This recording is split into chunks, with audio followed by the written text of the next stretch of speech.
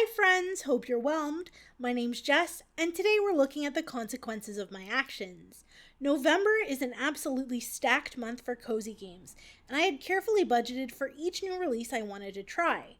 But then I impulse bought Ranch of Rivershine. Was it a good choice? I guess we'll saddle up together and find out.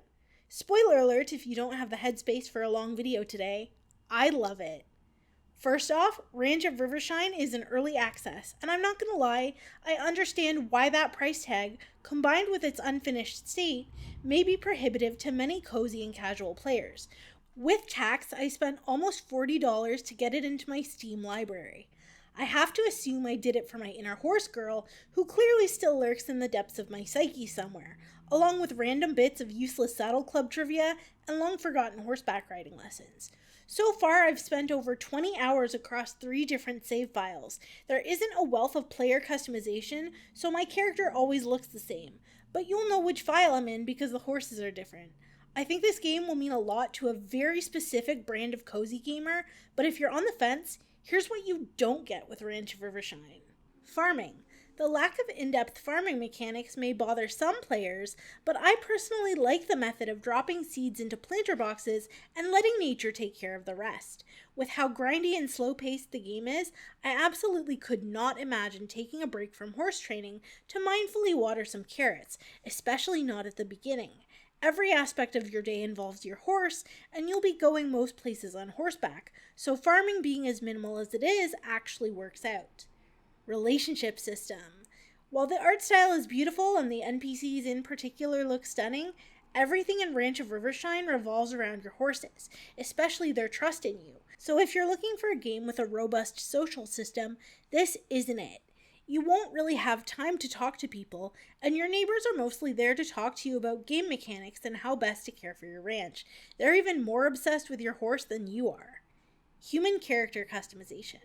This one really isn't a big deal for me. In fact, I kinda like it. But I know a lot of cozy gamers, especially those of us who started with The Sims, would spend hours fine-tuning the perfect rider if we could. But the options for rider personalization just aren't there. You only have a handful of cosmetic options to choose from when you start out, for you and your equestrian friend. But the sheer variety of horses makes up for it. When you're picking your first horse, take your time. You have an unlimited selection. But any subsequent trips to the auction house for a new horse are limited to a certain number per day, and some days you'll walk away empty-handed, so choose your starter wisely. No get-rich-quick cheats. Ranch of Rivershine is made by the solo dev who also brought us Lemon Cake and Alchemy Story, the former being one of my favorite games for dealing with anxiety on a bad day. But just like its predecessors, Rivershine is a slow, grindy, go-at-your-own-pace sort of game. Everything is slow. Bonding with your horse, meeting people, learning about farming, upgrades, money, all of it moves like molasses, and if you want to change the day speed, you can do so in settings. You'll be introduced to money-making options soon enough, and your best bet to rake in the dough is to compete and win in horse races. Another early game way to make some extra cash is to forage. Every single time you see a sparkly thing on the ground, snatch it up so you can sell it for a tidy profit later. Even if you don't end up selling it, you can give those forageable to your horse, which means you won't have to pay for them from the store in town. Your mileage may vary, but none of those things are big deterrents for me. I play Rivershine to live my best virtual rancher life, and it more than delivers. Not to mention, the gameplay is soothing and predictable, the graphics are amazing, and it doesn't demand too much from you as the player beyond taking the time to build up your ranch. You'll be caring for, riding, training, breeding, and yes, even selling horses in a wholly immersive experience that will suck you in for hours if you let it. There's always something to do, but you never have to rush, so if you want to ride around all day and leave your quests till later, you absolutely can.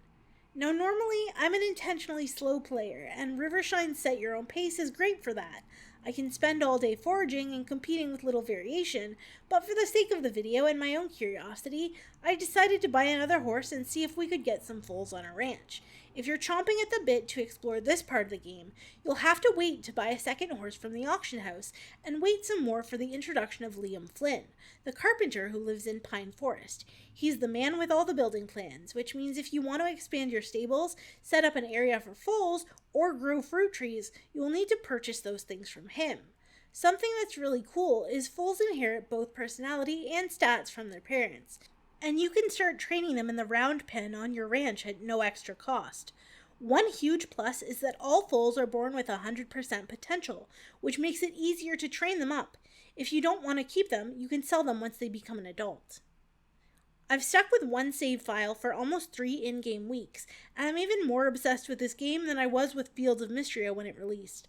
I know it sounds like I'm fangirling a little bit, and that's because I am, but truly, aside from some funny bugs and glitches that are easily resolvable, my only issue with the game was how fast potential depletes.